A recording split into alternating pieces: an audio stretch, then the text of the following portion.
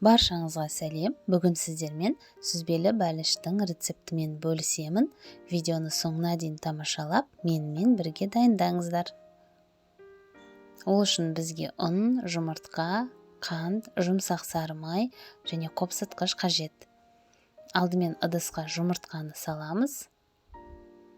Оның үстінен қантты және жұмсақ сары майды салып, қанты толық ерігенше және аппақ болғанша миксерлейміз.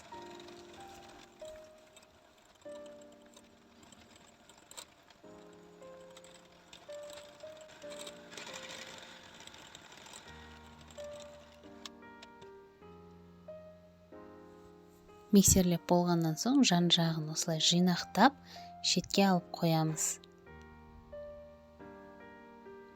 Ұнға қопсытқышты салып, жаңағы массаға осы ұнның барлығын бірден салып, қамыр илейміз.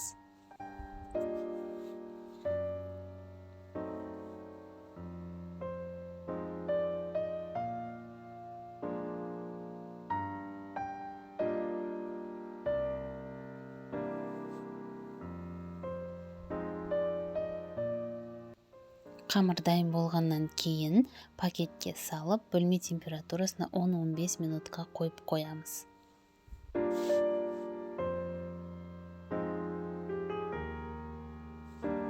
Оған дейін салмасын дайындаймыз.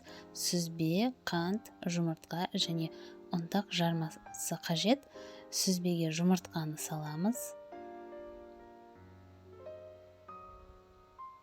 Қантты, ұнтақ жармасын және ванилин қосып, біркелкі етіп араластырамыз.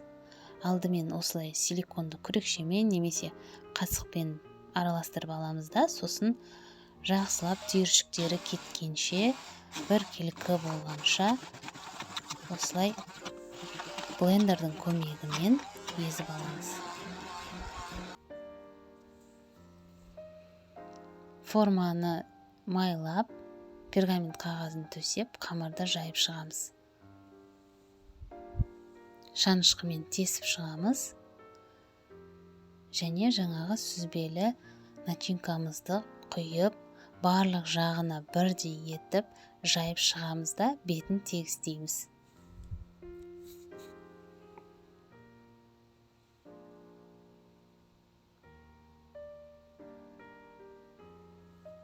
Сосын шетіндегі шығып тұрған қамырларды осылай тегістеп шығамыз. Сонда әдемі көрінеді.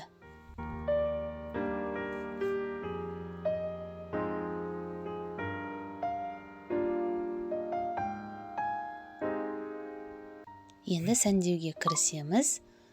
Кез келген қатырылған немесе балғын жидектермен сәндеуге болады. Мен таңқураймен сәндеп шықтым. Қызып тұрған 170 градустағы пешке салып, 50-55 минуттай пісіреміз. Міне дайын болды. Егер видео сіздерге ұнаған болса, менің каналыма тіркеліп, видеоларға лайк басуды ұмытпаңыздар. Менің рецептімен жасап көріңіздер. Егер жасап жатсаңыздар, ас болсын.